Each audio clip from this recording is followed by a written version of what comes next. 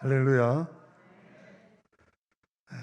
19살에 3.1운동에 참여했던 이상화 시인, 26살에 빼앗긴 들에도 봄은 오는가 라는 시를 썼습니다. 지금은 비록 국토의 봄은 빼앗겼지만 민족의 봄은 결코 빼앗길 수 없다는 염원을 노래했죠. 이 노래를 70년도에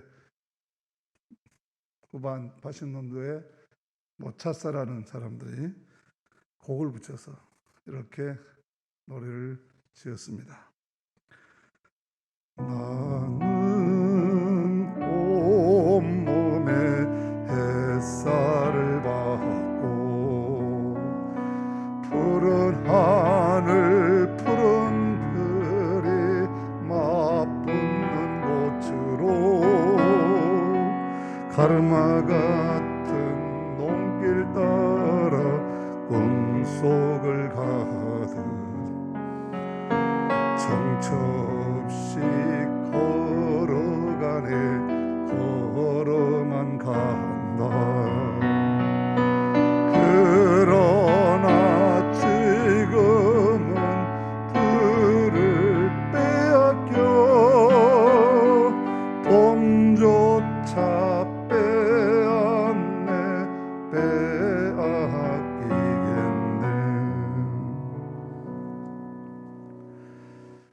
봄이 오고 있는 세상이 참으로 너무나 어수선합니다. 오미크론 한파가 여전합니다. 대선이 다가오면서 가짜 뉴스와 흑색 선전으로 전국이 얼어붙고 있습니다. 러시아의 우크라이나 침공으로 지구촌의 냉전의 한파가 다시 몰려오고 있습니다. 이러다가 역사와 삶의 봄조차 빼앗기지 않을까 걱정입니다. 도쿄경제대학의 서경식 교수는 오늘날 이러한 세상을 이상이 없는 시대라고 부르고 싶다고 했습니다. 그는 인류의 역사에서 모든 전쟁은 인간의 이상이 아닌 욕망에 의한 것이었다는 것입니다.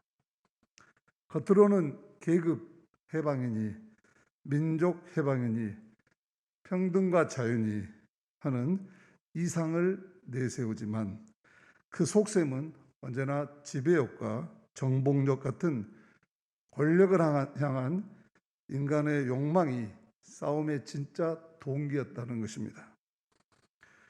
그러나 이러한 이상이 없는 시대에 끝까지 온전한 정신을 유지하고 살려고 했던 사람들을 통해 인류는 희망을 만들어 왔다고 합니다.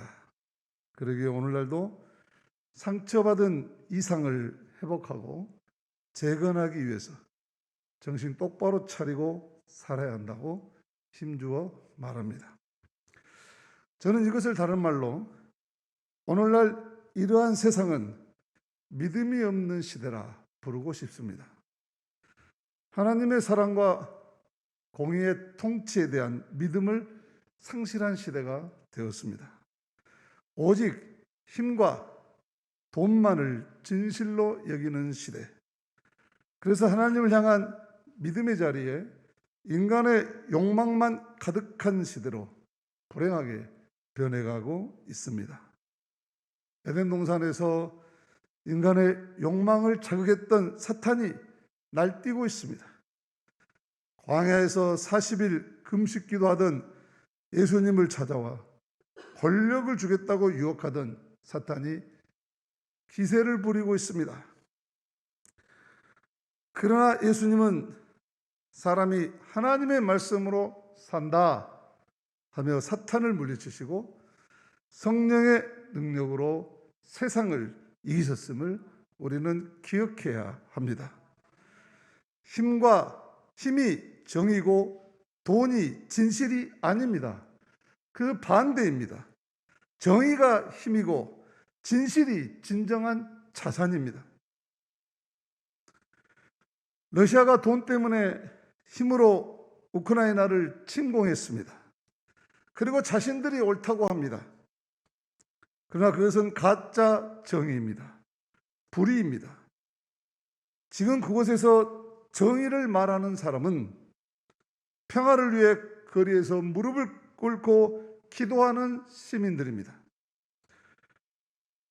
그들이 옳은 일을 하고 있고 진실을 말하고 있는 것입니다. 우리는 그들과 연대해서 기도해야 합니다. 주님의 평화가 힘으로 만드는 거짓 평화를 이긴다는 것을 말해 주어야 합니다. 우리는 지난주에 대선 후보 토론회에서 우리나라가 힘을 가져야 평화를 지킬 수 있다는 어느 후보의 이야기를 듣고 놀라지 않을 수 없었습니다. 칼을 쓴 자는 칼로 망한다는 주님의 말씀이 떠올랐기 때문입니다. 평화는 힘으로 상대방을 짓눌러서 억지로 만드는 것이 아닙니다. 평화는 평화로운 방법으로만 만들 수 있는 하나님의 선물입니다.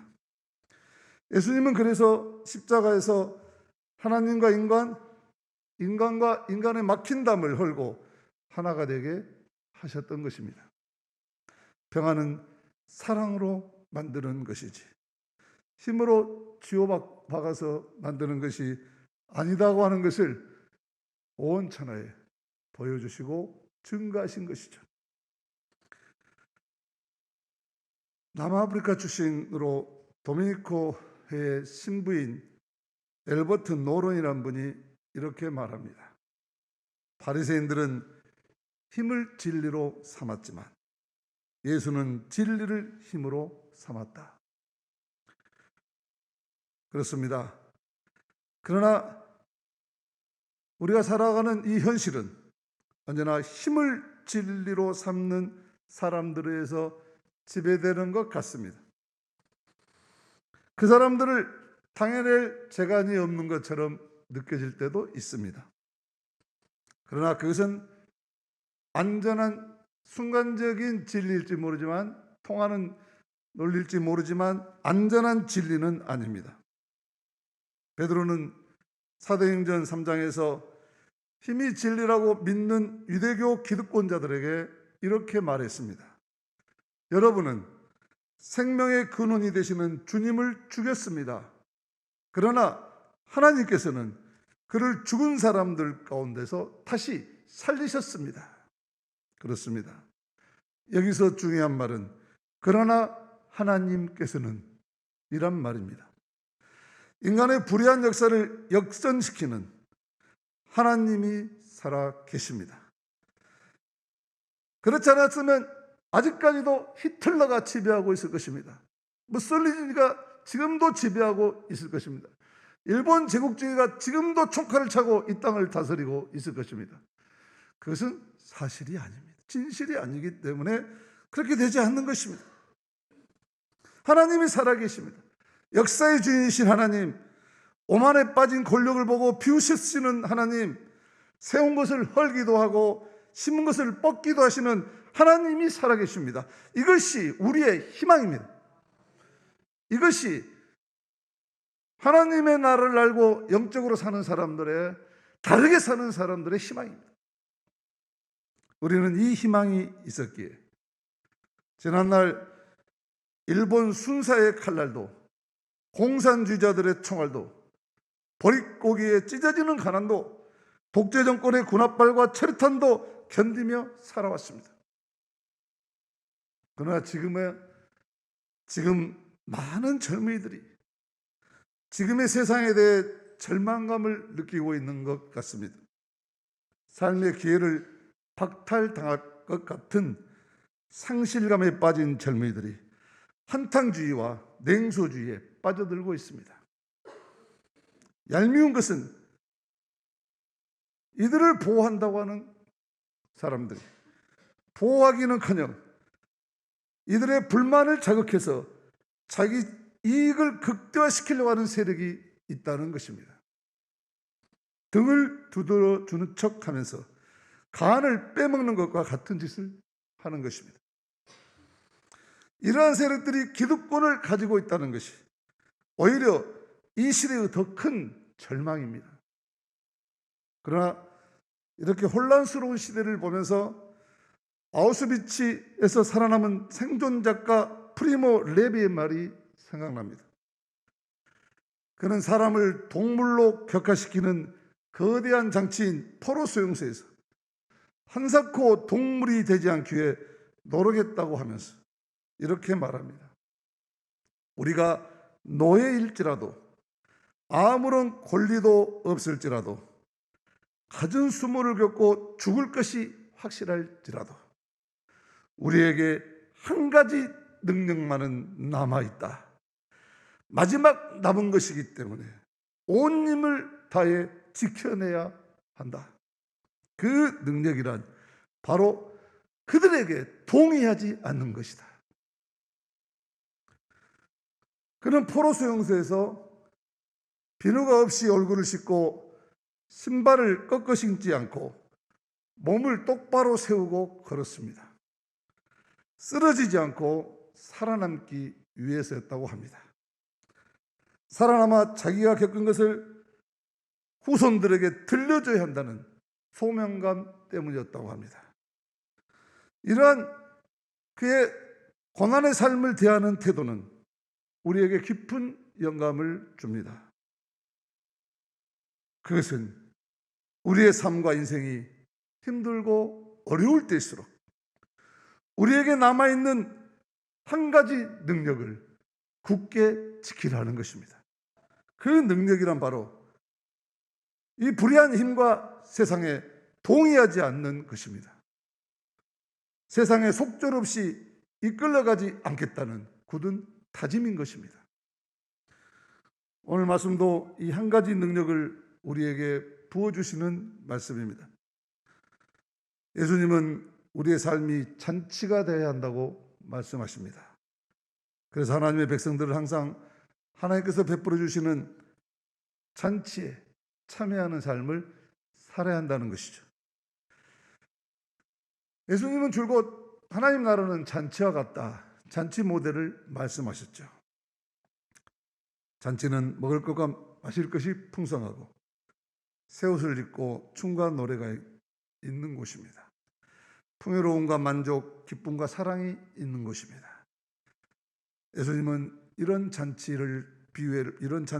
비유를 통해서 하나님의 나라는 모든 것이 풍요로운 잔치집과 같다라고 설명하신 것이죠.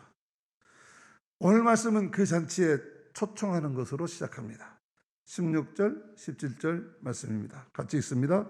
이르시되 어떤 사람이 큰 잔치를 베풀 많은 사람을 초청하였더니 잔치할 시각에 그 청하였던 자들에게 종을 보내어 이르되 오소서 모든 것이 준비되었다. 네.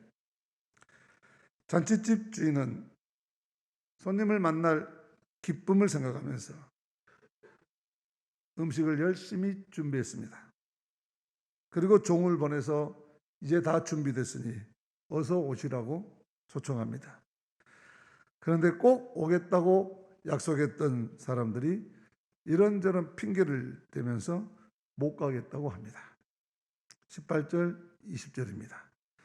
다 일치하게 사양하여 한 사람은 이르되 나는 밭을 샀음에 아무래도 나가보아야 하겠으니 청컨대 나를 양해하도록 하라 하고 또 한 사람은 이르되 나는 소 5개리를 샀음에 시험하러 가니 청컨대 나를 양해하도록 하라 하고 또 한 사람은 이르되 나는 장가 들었으니 그러므로 가지 못하겠노라 하는지라. 주인이 얼마나 속상했겠습니까? 짐작이 가죠. 오늘 말씀은 비유입니다. 이스라엘 사람들이 예수님이 마련한 천국잔치를 외면했다는 이야기죠. 왜 그랬을까? 예수님은 오셔서 병든 사람 고쳐주고 귀신 쫓아내고 가난하고 소외된 사람 친구가 되어주었습니다. 그리고 아무와가도 꺼리낌 없이 식사를 하셨습니다. 그러나 소위 지도자네, 경건하네 하던 사람들은 예수님을 한결같이 배척합니다. 왜냐하면 유대사회는 거룩하냐 속되냐, 의인이냐 죄인이냐, 유대인이냐 이방이냐, 남성이냐 여성이냐 갈라치기 함으로 존재하는 사이였습니다. 항상 지배자들은 백성들을 갈라치기 하죠. 동과 서로, 가진 자와 가지지 못한 자로, 진보와 보수로 늘 갈라쳐서 지배자들은 아주 교묘한 수법으로 자기들의 권력을 지켜나가죠. 하지만 예수님은 이런 갈라치기를 용납하지 않으십니다. 손을 씻지 않고 식사 자리에 앉은 것도 허용하고, 죄인들의 친구가 되고, 병든 이방인도 고치고, 여인들과 거리낌 없이 만나시고, 유대인들이 경멸하는 사마리아 사람들을 좋은 이웃의 표본으로 내세우기도 하시고, 이렇게 경계선을 갈라놓은 선을 넘나드는 예수님의 형태는 유대계 지도자들에게는 대단히 위험하게 보였습니다. 자칫하면 자기들이 서 있는 기득권의 토대를 무너뜨리는 일이 될 수 있었기 때문이죠. 그래서 철저하게 예수님께서 가져오신 하나님 나라의 잔치는 못 가겠다고 한 것입니다. 정권 교체는 가능하지만 기득권의 교체는 안 되겠다는 이야기죠. 이들이 내세운 명분은 해야 할 일이 많다는 것이었지만 사실은 그 잔치 자체를 탐탁하게 여기지 않았던 것이죠. 보십시오. 새로 산밭에 나가봐야 한다고 초대에 응하지 않았습니다. 자기 소유에 집착하는 사람들입니다. 자기 재산 불리기, 자기 기득권 강화에만 혈연이 되어 있는 사람들입니다. 온통 거기에 마음이 뺏겨서 주님이 가져온 새로운 세상, 새로운 세계에는 참여할 의지가 없습니다. 이런 사람들은 언제나 내가 나한테 이익이냐 손해냐만을 따집니다. 그것이 대의냐, 인류의 보편적 가치냐, 그게 하나님이 가져오신 새로운 생명이냐, 평화냐 관심 없습니다. 오직 나에게 이익이 되느냐, 되지 않느냐. 이런 사람들은 신앙생활하면서도 어떤 것이 이익이 있는지를 먼저 계산합니다. 그래서 그런지 요즘 대권 후보들이 뭘 해주겠다고 막 공약을 내세우는데 양당 후보들이 다 내세운 공약 다 이루어지려면 우리 서민들 호주머니 세금 거덜나게 생겼습니다.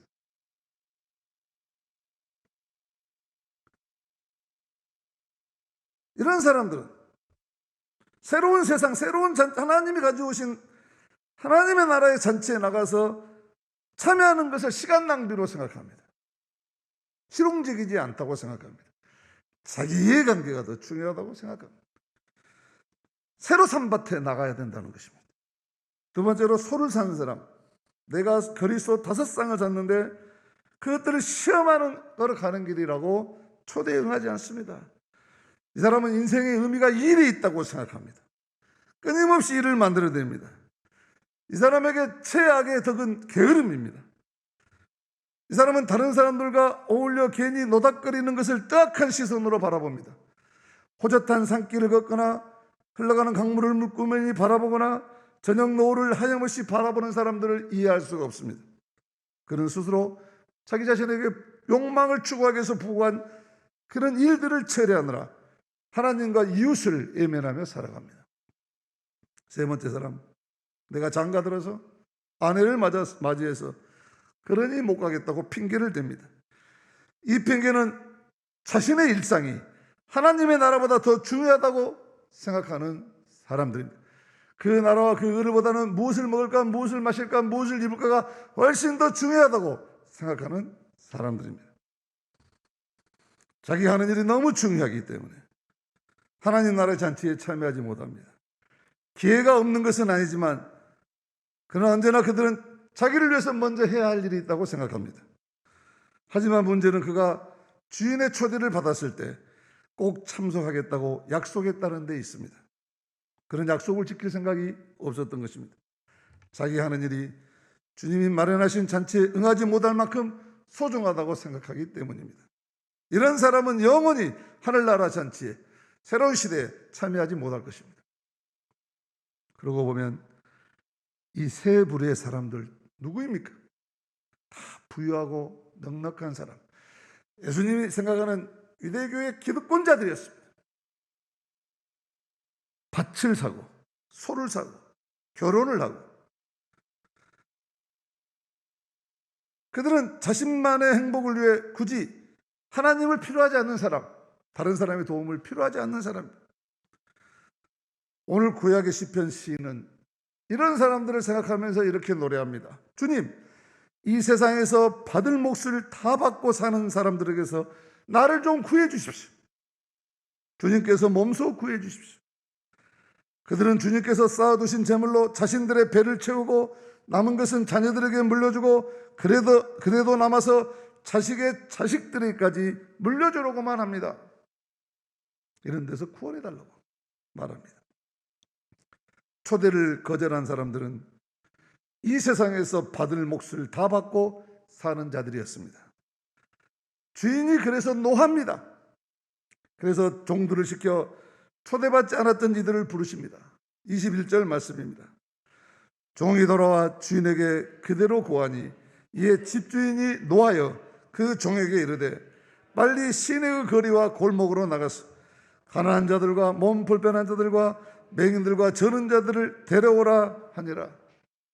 이들은 한마디로 우리가 늘 대면하고 살면서도 불편하게 생각하는 사람들입니다. 그러나 그들은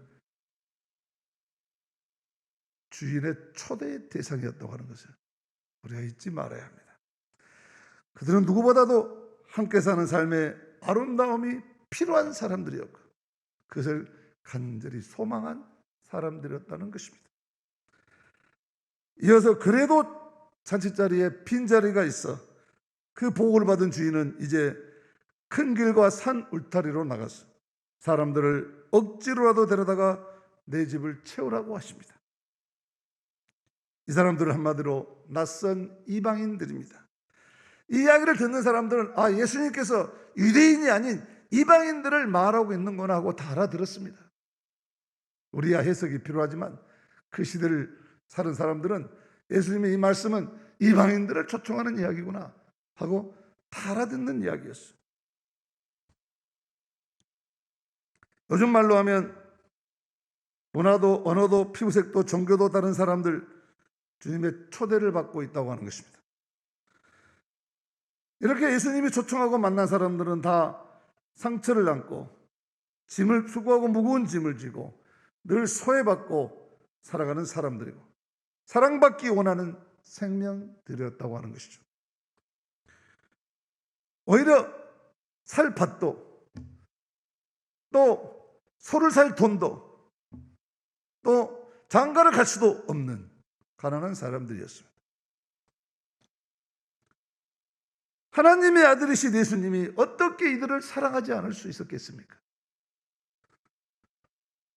그래서 예수님은 가시는 곳마다 사랑의 식탁에 이들을 초대하십니다. 예수님은 그래서 모두가 서로를 존중히 여기는 벗들의 나라를 꿈꾸십니다. 그래서 사람과 사람 사이 가로막혀 있던 담이 무너지는 식탁 공동체를 언제나 차려주셨죠. 예수님이 가시는 곳마다 식탁 공동체를 만드신 것도 그 때문이죠. 그리고 오늘날도 이러한 식탁 공동체인 내 집을 채우라 하십니다. 그런데 코로나로 이러한 식탁 공동체가 멈추었으니 참으로 안타까운 일입니다. 그러나 본질은 먹는 식탁 공동체가 아니라 하나님 나라의 영적인 잔치 공동체입니다. 영적인 은혜와 사랑의 식탁 공동체입니다. 이러한 영의 양식을 준비하고 하나님 나라 잔치에 오라는 초대는 늘 사랑과 정의와 평화와 공의의 세상을 향로 매일 우리에게 초청하고 있습니다. 생명의 주인이신 하나님은 나와 함께 즐거워하자며 우리를 부르고 계십니다. 여러분, 생명이란 말이 무슨 말입니까? 생명이란 말은 살라는 명령입니다. 살라는 명령. 이 생명입니다. 오미크론의 기승에도 불구하고, 전쟁의 소용돌이에도 불구하고, 시끄럽고 혼란스러운 대선 정국에도 불구하고 정신 똑바로 차리고 살아내라는 명령입니다. 이 어떻게든 살아내라는 생명으로의 초대는 날마다 하나님의 종들을 보내서 하나님의 말씀으로 우리를 초대합니다. 이 하나님 나라로의 초대는 꼭 예배당만이 아닙니다. 때로는 흘러가는 구름 속에서 부르기도 하시고, 때로는 피어나는 꽃 속에서 부르기도 하시고, 때로는 고통받는 형제들의 삶의 자리로 부르기도 하시고, 찢기고 파헤쳐진 이 산하를 회복하는 자리로 부르기도 하십니다. 많은 사람들이 바쁘다는 핑계로, 더 중요한 일이 있다는 핑계로 이 초대에 응하지 않으려고 하는 것이 비극입니다. 그래서 하나님을 쓸쓸하게 만들고 자기의 삶도 메마르고 살아가는 이 땅을 거칠고 황폐하게 만듭니다. 오늘 말씀에서 가장 심각하게 들려오는 구절은 마지막 구절 24절입니다. 내가 너희에게 말하노니 전에 청하였던 그 사람들은 하나도 내 잔치를 맛보지 못하리라 하였다 하시니라. 행여 우리도 여기에 속한 것은 아닌가 돌아봐야 하겠습니다. 우리의 삶이 제 아무리 분주하다 해도 하나님의 뜻을 외면하며 사는 부지런함이 그 무슨 의미가 있겠습니까? 어리석은 선택을 하지 말아야 합니다. 다행히 지금까지 우리 교회 자랑스러운 성도들은 힘겨운 세상에서 하나님 나라 잔치에 참여하기 위해 한 분 한 분 참 애 많이 써왔습니다. 마음과 힘을 모으고 땀과 눈물을 흘려왔습니다.